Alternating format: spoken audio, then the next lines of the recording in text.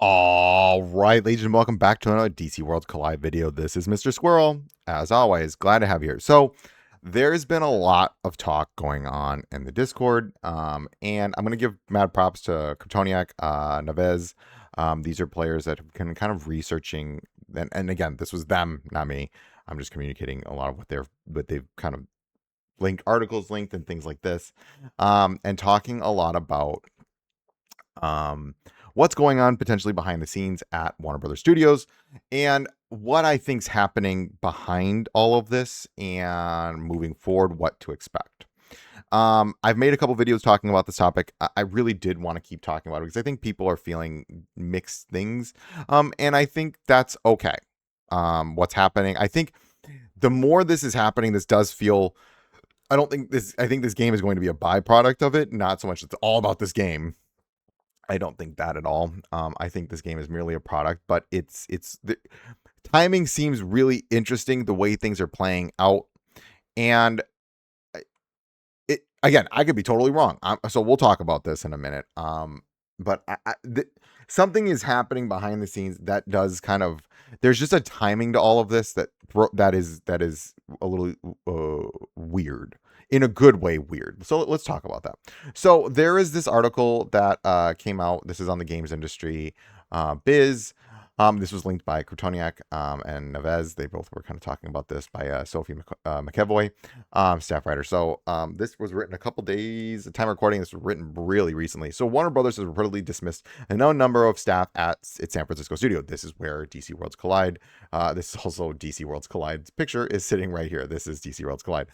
As spotted, the game developer, former employees have been sharing their roles, have been terminated due to layoffs. Director of Design Tony Perkins shared last month that his position team would be eliminated at the end of December. Perkins suggested it was because a great game didn't find the success it needed. Now, I also think we're potentially talking about DC Worlds Collide and some other games.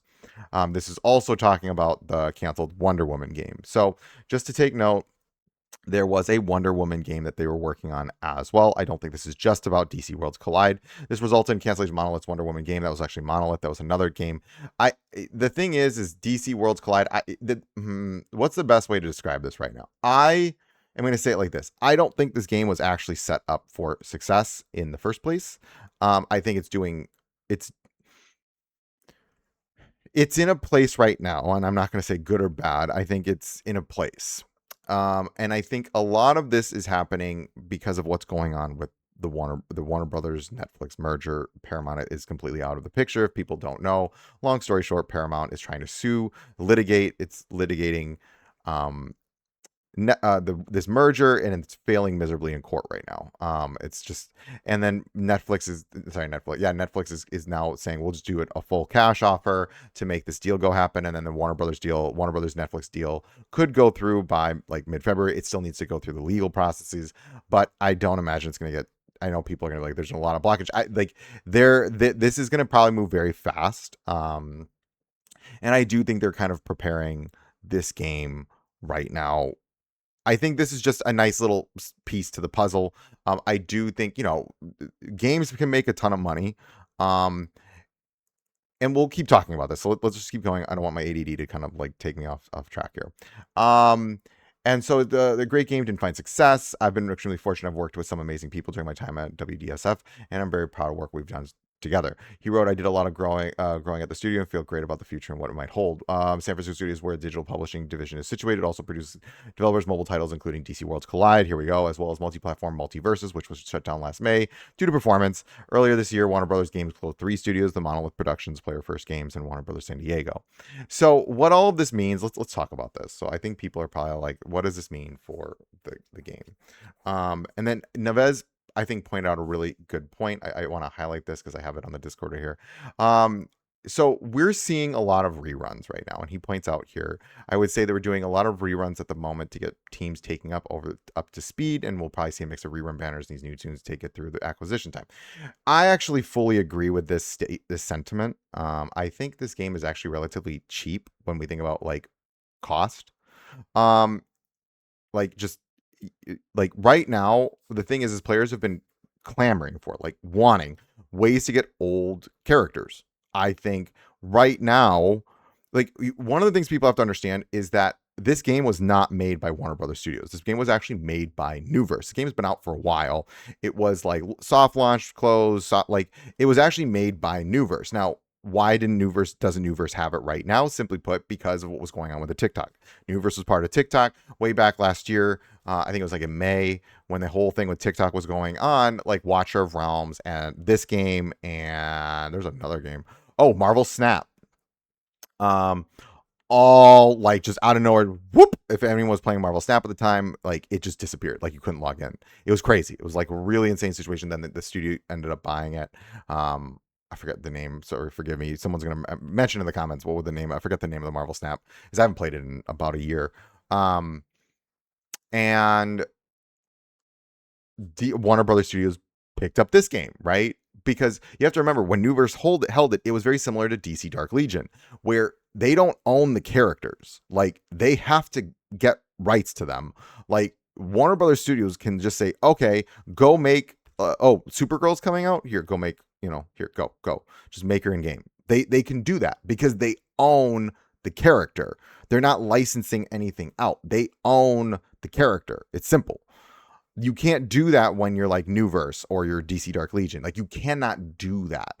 You have to get rights. And this makes it slightly complicated. Like when a new character comes out, like Warner Brothers can just say, no, we don't want you to release this character right now because we want our game, the one that we own, to make more money. So we're going to release that now. So you have to wait off like DC Dark Legion. You can't, we don't want you releasing Supergirl right now because we're going to have a movie we want it to come out in DC Worlds Collide because that's our game. We own that game and we don't want to compete. Boom. And they can do that. That's because they own the characters, right? And they can lease it out later, which is why you'll sometimes see different characters come out different times at DC Dark Legion. I mean, again, am I like an expert on this situation? No, but this is just to understand that Warner Brothers Studios owns the characters because they own DC. Now Netflix. Now, so like if we think about this, why is Netflix coming into play here? And I've talked about this in previous videos. Netflix has a gaming division. A game I actually like to bring up that I was talking about on stream yesterday was Into the Dead. I don't know if anyone's ever played Into the Dead 2.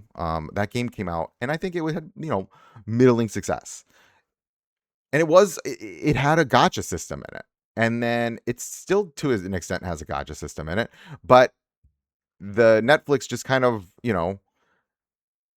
made it more of a membership subscription, but you can still do things in the game. But they did, I think, they normalized it more, but they still release content for it. I still think content comes out for that game, actually. And we could see something very similar happen to DC Worlds Collide. Because here's the thing. DC Worlds Collide is the newest DC franchise that is out right now. Well, DC game out that you can release characters from any of DC and just put them in the game.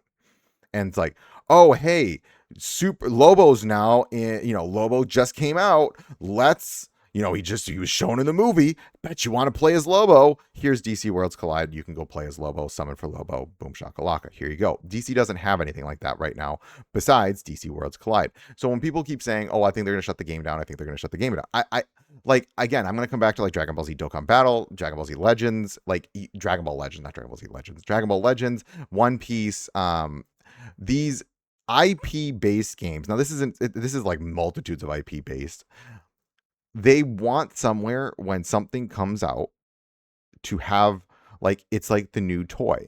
Why do you think movies want some kind of marketability in terms of toys? Because you're not just making money on the movie, you're making money on the products that come associated with them. If we think about DC Worlds Collide, there is, well, I want to show something.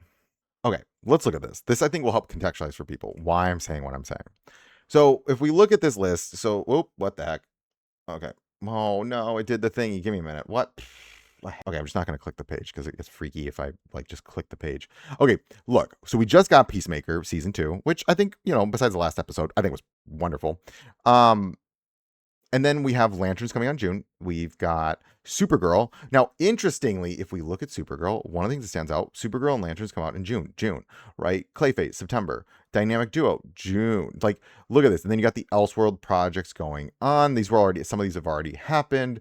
But, like, you have these, like, IPs coming out, and you don't have any way besides toys that you could dump at the same time. If DC and Netflix were to close this game, it feels like, hey, we're just gonna get rid of marketing. We're just gonna say no more. We're gonna take an avenue away from products. And I think if we think about where we're at right now, we have about 5 months until all of these things are dropping. If you were to ask me, what do I think is going to happen right now? And remember, I said back in November, I think it's going to get kind of slow. And I don't think that's a bad thing, because if we think about it, as Neves said earlier, that they're probably bringing in a new team, maybe a smaller team, but a new team. The thing is, they got to learn how to code the game. Remember, every game has their own code. They've got to learn the code, right? Because the last thing you want to be doing is dropping bugs, which, as we all know, is kind of an issue. You don't want that. That's not good. Game dropping with bugs will tick people off. So you got to bring in a new team to manage this game, right? They're consolidating, they're bringing in a new team. That team's got to learn, and I think it's right now at the Burbank. I think the Burbank studios are the ones that have this game right now. I could be wrong. I don't know. I don't know where this is situated at right now. But like, we know there's something else going on behind the scenes because they're still releasing events. This is not just fully in like the game's not, there's nothing happening in the game. They're just really Superman. Granted, is at the same event. Yeah, but they added one Killer Frost and Firestorm. Like that took coding, which again, I think those were great additions to the shop. But do take note, there's still things happening behind the scenes. They dropped the Green Lantern. They're gonna drop the other reinforcement in the next week or two. Like there's still stuff happening behind the scenes. Now, the theory is that they're probably going to get some rerun seasons for the time being, which again, everybody has been saying, hey, give us a way to get like Sinestro again. Hey, give us a way to get these old characters that we really want again, which is, I think, fine. Like, I'm actually kind of glad about that. I mean, give me some more Sinestro shards, right? Like, let me build up Sinestro. He's a phenomenal character. Continually gets buffs because if you release a new debuff, he gets buffed. But here's the thing. They've got 5 months. Now, if you were going to ask me, I'm going to make a separate video about this because I don't want to. I got some ideas. But imagine, if you will, we do another season. It's reruns, kind of like, lets players build up some stuff. Don't need a summon for everything. Just play the game. But maybe they start making some new content. Instead of worrying about characters, we worry about content. Like we bring back, Fatal Exception. We do maybe a few other events, just testing some stuff out. Don't worry about new characters. Would anyone really complain about that? We stop worrying about characters. Like, imagine the next 2 seasons, we do it's all rerun characters. Just the next couple months is just reruns. But instead of new characters, we get new content. They expand the story past chapter 65. They add like a new tower mode. Would anyone complain? Like, seriously, would anyone complain? I wouldn't. That would be phenomenal. You might be like, well, what about the money? Here's the thing. They're not going to make crazy cashola. They're not going to make crazy cashola if they keep the game the way it is. They're not going to make money, because you're going to release these characters, and old time players that they want to come back are going to be like, well, nothing new is in the game. You just have a new character.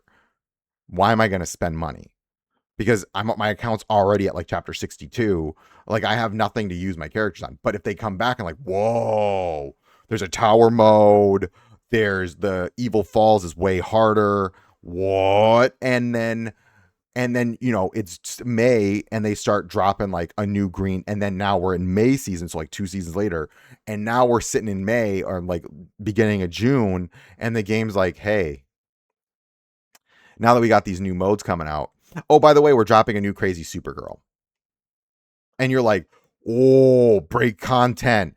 Oh, yeah. And now I can use new character. Yes. And meanwhile, older players are being rewarded for sticking with the game. And, we have had time to like build up our resources and yada, yada, yada, yada, yada, yada. Right? So you reward players for continue to play. You release old characters, which makes a lot less, work on the devs so they can work on content. And you prep the game for these things. These three huge things coming out this year. Lanterns, because people, again, I'm going to say this over and over and over again, guys. Do you know how many people when Peacemaker season was coming out, I was like, oh, how do I get Peacemaker? I just saw the show and I wanna play as Peacemaker. I got so many messages when I was streaming on my YouTube videos. And then the big thing they need to do is right before these characters come out, these shows, you have a massive comeback campaign. Like massive. You say you log in the next month, we're giving awards, like rewards away like crazy. Like, come back to the game. We're gonna reward you with 100 sets. We're gonna get you like a free character, like a free legendary selector, tons of like encrypted tokens, maybe some Intertron, and all you need to do is come back in this season right before these characters come out. And then you got the hooks in, and then you release all these new characters, and they're like, yeah. And then people now are invested again. They've got new content to play around with because you've been doing that over the past 5 months. And again, I'll make a video talking about this. And then you can release these characters and go back to, you have new content, you've got new characters, you get this down into like a cycle, and you print money. How do you think all these other gacha games print money? They literally print money. Like, you just need content and like basic cool characters, which DC is not short of. Like, let's be real. You drop Lobo as a legendary in this game. Are you effing kidding me? Everyone and their mother would summon for him. It doesn't matter. He's cool. Lobo is cool. Make him good and drop Lobo. Like, dudes, right? But you need the content to help the game. And I really think the next couple of seasons should just be slow. And let's get some reruns. I mean, I wouldn't mind give me another chance at Sinestro. Or, you know what? Bring Martian Manhunter back. Ooh. Give us a Supergirl or something. Like, bring back characters that we're all looking for. Turn them into a season make it simple. Turn it into a season. And then that way it rewards players who are sticking around right now, because I'm getting rewarded for playing the game because I can get some extra DCU Superman shards. And you're not giving me crazy amount, but you're giving me 60 shards. Okay, cool. All I got to do is play the game. Sweet, I'll do that. I like the game. The game's one of my favorite mobile games. But you're rewarding your long-term players. I literally just picked up an extra copy of Firestorm. This is good. This is good. But then let's start seeing some new events. Maybe this next season you release a tower mode, or like a constant fatal exception mode. And then the following season you figure out guild battles. And then the following season you release a new character. See what I mean? So I kind of went off tangent here, but I think the reality of the situation is, again, I am an optimist. I am always going to be an optimist. It is just for my own mental health. It's what I need. And maybe I'm wrong. Maybe I am. But if I'm a betting man, and I'm not, I don't bet. I don't like losing money. But if DC, look at any other IP gacha game that has the same amount of just IP that they can pull from. Not like a series that has one or two things. You have the entire absolute universe. Let's just throw that on the table. When you have a game that is relatively easy upkeep, and all you need to do is release some new events, and you have a massive slate of new stuff coming out in about 6 months. If I were someone in charge of gaming, I'd be like, you know what? Let's get a good team. Let's get a team on this, and let's maybe not go Hamtaro. Let's get some new modes out. Let's get the game polished. Let's polish it the next couple of months. Get it good. And then the second Green Lanterns, we're going to drop a new Hal, a new John. When Supergirl comes out, I want Lobo and I want Supergirl in game. When Clayface comes out, I want a Clayface in game. how difficult, and then we're gonna have a huge crazy season over the summer, like insane season where we're just dropping stuff like crazy. We'll reward our old time players for sticking around with us. New players are gonna, we'll have a big comeback campaign in May, and then we'll print some money. And then right now though, we're gonna let the game just kind of be, because we already have our small, but like I'm gonna be real, the community in this game is nuts. Like we're small, but we're mighty, yo.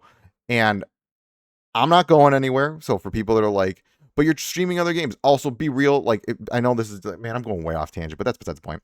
I am streaming other games because honestly, I love my channel. I love the peeps I get to play with, and I just for the sustainability of my own channel, you know, branching out. But that doesn't mean I'm always going to continue covering this game. Like I'm not like I told people a long time ago, until this game announces EOS, I will continue to play it. I play this game every single day. I have not missed a day since July 7th, which is the day it came out on global. You will always get a video from me, at least. You're going to be seeing tons of videos regardless, right? And when if they're doing reruns, okay, I'll just showcase those rerun characters, do the events, help players through their accounts. Like I'll build up my own account. Okay, just also expand the story a little bit. It's like, okay, great. I don't think this is a bad thing. That's it. That's all I'm saying. The point of this video is, if I was a betting man, which again I'm not, I will say though, it if I'm a businessman, video games print money. If they're like this, you might want to invest a couple bucks to print some money. This is a game where you put in, if the devs put in, like literally, you can set this game up where you put in $50 and you get 200 back. Even more than that. Like in Dragon Ball Z Dokkan Battle, I guarantee you they make like 100-fold. For every dollar they put in, they get like 100 back. That game is making bank, and there are a lot like that. Marvel Strike Force, all these games. When you consider upkeep versus what you actually make back, it is on another level. This game should just be like that. Just do that. Do those things. Mimic them. And just put the DC title on it. And you're gonna make money. And you might be saying, well, they didn't. Yeah, it's because they just kept releasing characters and not content. And I also really think in October they should have released, instead of Swamp Thing, it really should have been Joker. I really think that was not the best of choices to go with Swamp Thing instead of Joker. Joker should have been the poison main tank. But that's just neither here nor there. This is a longer video than I was anticipating, but I hope this helps people just, and I want this to be more of like, hey, let's talk more about this. I'd love for this to like, spark some more conversations. But yeah, that's my general thought process. I hope this video helps. And as always, remember, failing is your first attempt in learning.